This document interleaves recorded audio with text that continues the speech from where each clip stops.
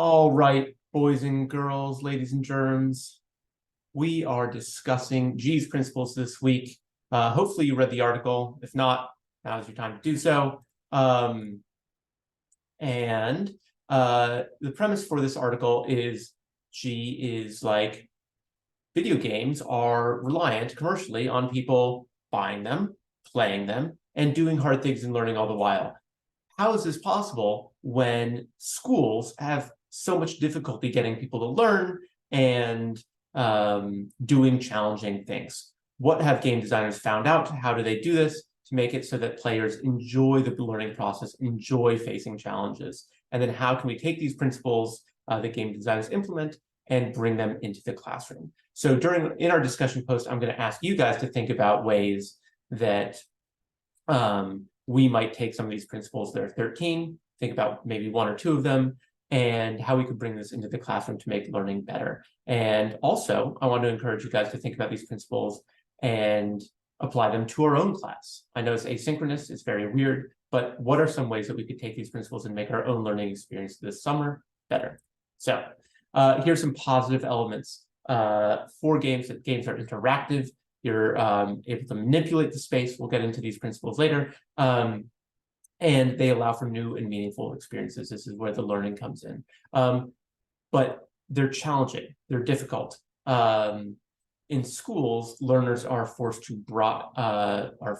by grades, their parents, the school systems, the bureaucracy of the government, blah, blah, blah.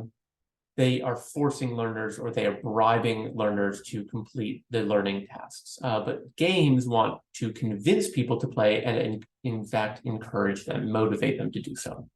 So the categories for G's principles, I'm going to go through these very quickly, and then we're going to go through them all, one at a time.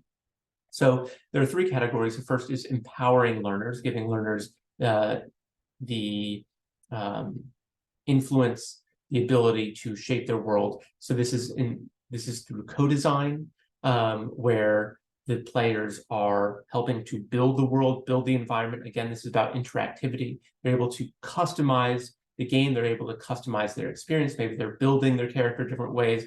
They're building a civilization in different ways. But they get to have the game experience that they want.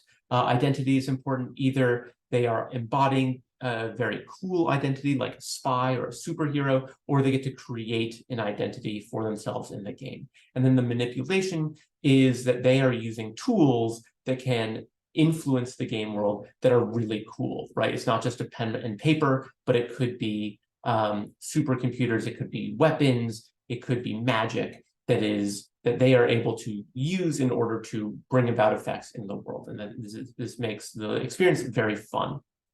Problem solving. So the problems in games are well ordered, right? They kind of stack on each other. And this also goes into cycles of expertise where the skills that are being developed build off of each other. And then there are new skills are slipped in there so that there's kind of an even and smooth flow as players are getting better through the game playing. When failure happens, it's pleasantly frustrating, right? So challenges are difficult, but not grueling, or you're not beating your head against a wall. Oftentimes there are ways of encouraging the getting up from failure. I think this is one thing that's really difficult in school, is that failure is just a black mark, and it's not pleasant. It feels terrible when you fail that exam. But in games, there are ways to get back up, or, worst case scenario, you leave the computer, you leave the Xbox, and you come back later. Information is just on time or on demand. So we're not throwing a textbook at someone and expecting them to regurgitate it in a month, but when you need it, you have it. Fish tanks, this is a typo, fish tanks, let's not talk about that. Fish tanks are a simplified version of the world. So again, kind of the tutorials where you don't have the full expansive environment, but instead you have a dumbed down version with only a couple variables to concern yourself with. The sandboxes are places where you can experiment and fail and try things with very little risk to again learn. And the skills as strategy. So the way that you're getting good at the game is one way to play. And so as you develop your skill, you're also developing a strategy for how to play. Finally, the understanding component is systems thinking. Games are really good at showing you the whole expanse of the game world and how different pieces of it interact. So as you play, you understand how the economy interacts with the political machinations, with some of the social organizations in the game. And this could be skills, this could be for components of an identity, items, etc. And all of it starts to work together, and game playing allows you to see the whole. And then meaning as action image. So people develop an understanding of the game and the meaning of the game through activity, through engaging with it, through seeing the things and doing the things. And this is something that school is very bad at. Okay, without further ado, we're going to go in to each one of these in depth. So with co-design, learners and players feel like agents. They have agency. They're not just receiving, they're not sitting in desks, just being like bombarded with information. The decisions that they make matter. They generate the game, they build the game. So here's an example from Age of Empires. All of these buildings are things that have been built by the player. The players are in control of these units. They have built all of these buildings. And so we see here a medieval world that has been designed by the player. And so this feels really empowering when you have a world that you see built, growing in front of you that you are in control of. Whereas in school, you can take a test, you can write a paper, but you don't really see it. You're not designing the world. You turn in a paper and that doesn't feel like that much. It doesn't feel like, say, building a medieval town or a medieval empire. Customizing. So in a similar vein, you can customize your play style. So you can not only build the world, but you can solve a problem in whatever way you want. So Civilization is similar. Here is the world of Civilization 5. You can win through conquering the world. You can win through exploring space and getting a technological victory. You can win through religion and culture by building museums and monuments, all sorts of other ways. And within each of those play styles are different ways of going about things, right? You can win economically through trade. You could win economically through building your own economy centrally by exploiting resources and any mix thereof. Identity. So G talks about two ways that identity works. One of them is you get to build your own identity. And the example I use is Skyrim. So if you want to be like everyone else, you play a sneak archer, and you're just like hide and you're shooting, sniping people with a bow. It's badass. But you can also be a mage and you do, you pull magic out and you invoke the gods, or you can blast people with fire, or you could just be a non-combatant and you forge items, you craft potions, things like that. So you can build your own identity and you become wedded to that identity through your playstyle. The other identity is by playing some badass character that you really like. So in the example that Professor Malone used this week in her lecture, she's playing Assassin's Creed. And so in Assassin's Creed, there's often not a lot of customization of the character, at least, especially in the early ones. I don't think you can even change what you're wearing. But a lot of people think the character is super badass by climbing on walls, going all stealthy, and stabbing someone in the back, like, oh, this is badass, I want to do this. And so they adhere to the identity and they really want to explore it and play as that person that they find really cool. And so again, this is a Skyrim character that someone has customized to look like they do. Okay. So manipulation and distributed knowledge. So this is the use of in-game tools that make you feel powerful. It's a really simple example would be the use of a calculator. This is not a game example, but you can't do all this math in your head, so you have a calculator. That's distributed knowledge. The knowledge of arithmetic is in the calculator. So in games, the example that G often uses is of this game that the name I completely forget, but you are controlling a squad of four soldiers, and the soldiers will run behind cover and they'll take pot shots and they'll lob grenades and whatever. You don't know how to do this stuff. You don't know this tactical knowledge. The soldiers do. You are giving the soldiers directions and missions, and the soldiers accomplish this. So you'll say like, advance 20 feet or cover this area, and the soldiers will spread out, they'll fan out and do it. So in this way, you have 4 soldiers who are following your orders. You don't have to control each one individually. And so this is the example of that game that I've completely forgotten the name of, but it shows up in G's article. It's from the mid-2000s, and he loves it. He loves talking about it. So this helps empower learners because they feel the control of the tool makes them feel powerful. In the Age of Empires example, you send villagers to build a cathedral or a castle. Obviously, the player does not know how to build a castle. The villagers do, but you see the castle grow in front of your face.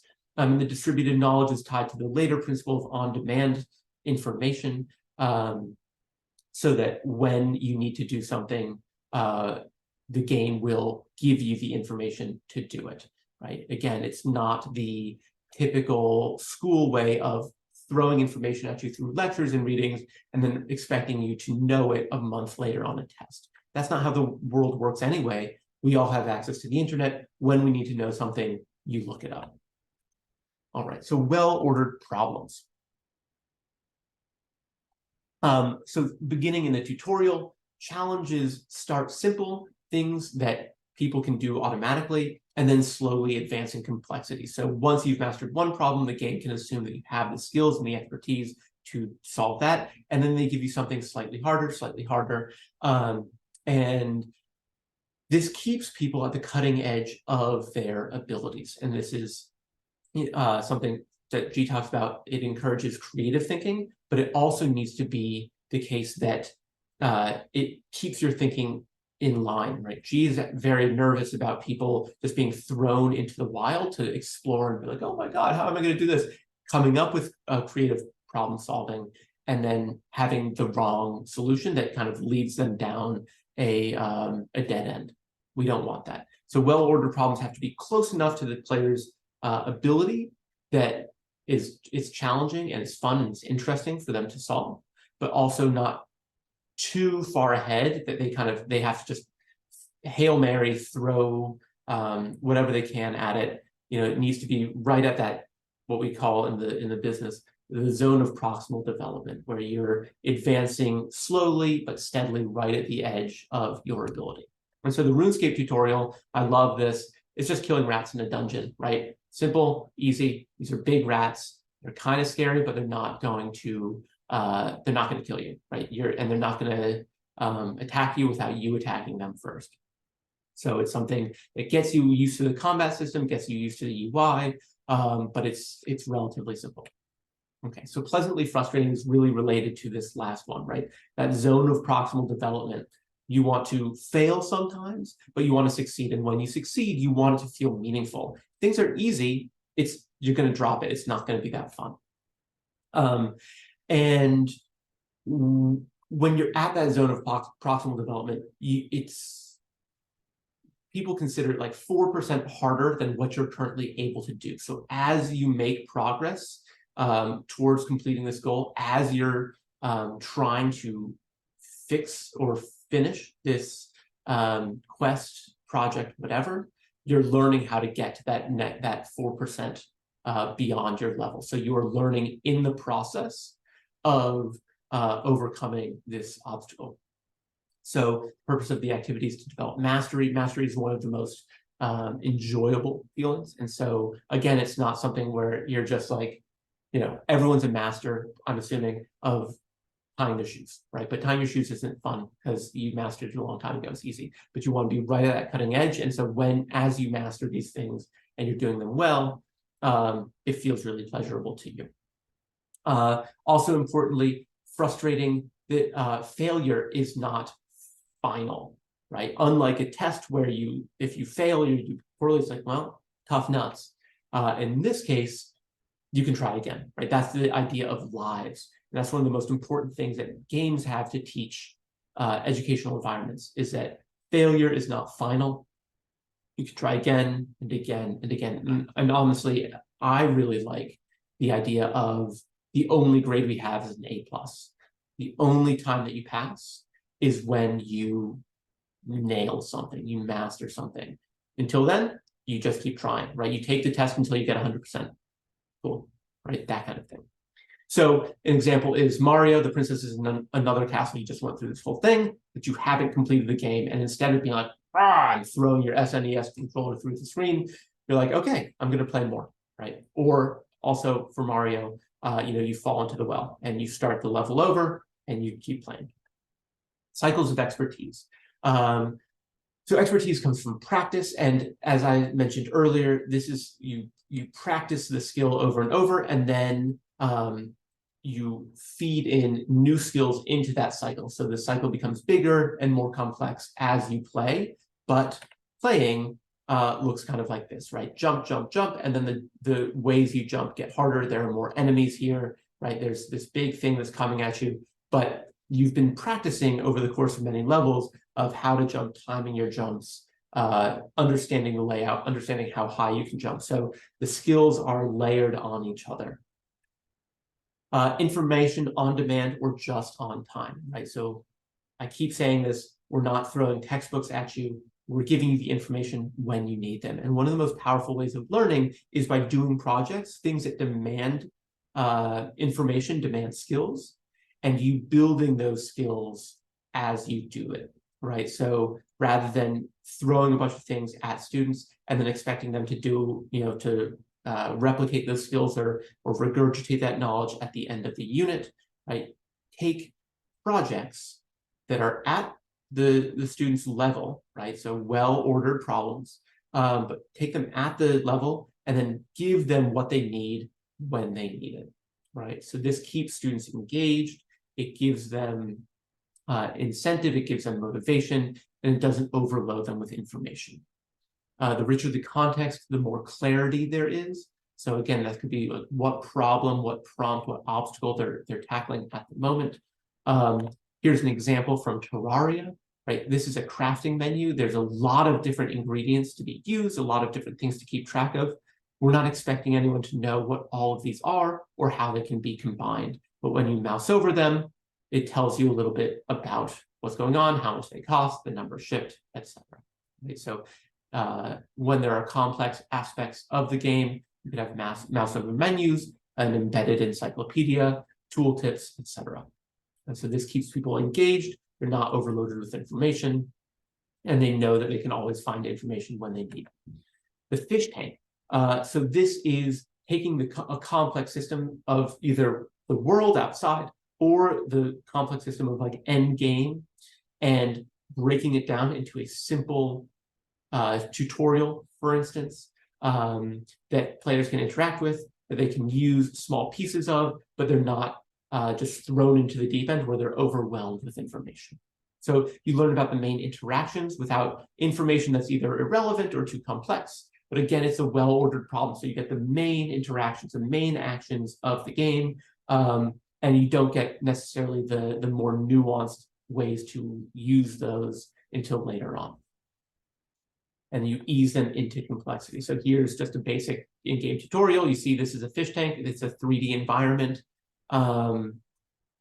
Here are some tooltips of what you can do, but there's not enemies coming at you. There isn't that much information that's overloaded. The sandbox. So the feeling of the real deal. So this could be similar to that tutorial we just saw, but the enemies aren't there. You're not, there's not no time constraint. You can mess around. You can experiment with the interactions. How does a farm interact with my income in the case of, say, civilization? There's less pressure. Maybe there's not even enemies, right? You're just exploring the world, building the world, able to customize it without really any fear. And so if there is failure in the sandbox, it's a way to inform you. And oftentimes failure is self-generated in a sandbox, right? It's not the enemy coming and beating you, but it's you realize, oh, I built this town in the wrong place. So next time I'm not going to do that. right? And The Sims is one example. There is a game of The Sims of like trying to make money and send people to work. I've never played that. I've always used the cheat code to just like give me infinite money, and then I just build houses because I think that's cool. Okay, so skills as strategies. So as you play a game, you develop different strategies, and these you could have a million different strategies in a game, and you just pick the one that you want, and that develops a skill. So in that Skyrim example, right, you might get really good at the shooting from stealth, and you've got a skill of how to sneak, what spots to be in to get high ground, etc. But that strategy and those skills involved in developing that strategy are going to be completely different from someone who's a mage who is going to get potions, make potions, use magic, etc. So in this is Skyrim, and these are all different ways of playing the game: sword and shield, magic, a bow, more magic, things like that. And through all of these, and in the discussion as well, think of how we could have different strategies in school, right? How can we incentivize different strategies and different skills for accomplishing the same task in a classroom, right? We don't need every student to come out of school with the exact same skills, right? We actually want a diversity. And what we talked about yesterday in section was how, and this is one of my favorites, is giving students the ability to create multimedia projects, right? So not everyone has to write a 5-page paper. You can do an art project that shows the same amount of effort, the same amount of learning as someone else did in their 5-page paper, as someone else did in their 20-minute presentation. Right? All of these things show the same amount of learning, but focus on different skills, different strategies for accomplishing the same goal of learning and demonstrating that learning to your teacher. Systems thinking, right? So I think civilization is another good way of thinking about systems thinking, because you have an economy, you have a military, you have a political system, you have a culture and a religion, and you see how all of these interact, right? The more food you get, the more people you have in your civilization, more people you have, more industrial production you have, more industrial production, the more money you have, the more money you have, the bigger the army you can have, or you can buy buildings, you can engage in trade. And so all of these flow together, but it's not an easy A to B to C, but there's complex interactions between all of them. And it's very hard for a beginner to fully wrap their mind around, but as they play, they see how these interactions evolve. And it's one of these things that, yes, reading the encyclopedia entry on like Civilopedia is helpful, especially at the beginning, but it's not until you get hours of gameplay and you see that when you build the monument, you get more culture, and more culture builds X, and you see it and you interact with it, and you fail with it and you build on it and you grow, that you really begin to understand and grok the systems thinking. So games are really good through this interaction. And this is a picture from EVE Online, which is a simulation of, it's an MMORPG, massive multiplayer online game of, like space civilization. It's got one of the most well done, it's the most well done simulation of corporations, of the stock market. It's crazy, the complexity of what goes on here. The ships, it really is a whole universe, and a very impressive one at that. So meaning as action. People derive meaning from the game by acting. So all of these kind of come together in the fact that players are interacting with the content, right? In school, you're often not interacting with the content. You're often just receiving content and then repeating the content on a test or in an essay, right? Games are different. You're interacting with the environment. You are building the world. You see the response or the reaction of the world to your actions, and you derive meaning of your actions from the response of the environment, right? So you're seeing that you are embedded within a world, and that embedding helps bring meaning to what you do. All right, so I'm going to stop there, and the rest of this will be done on Canvas. I will see you on the discussion post.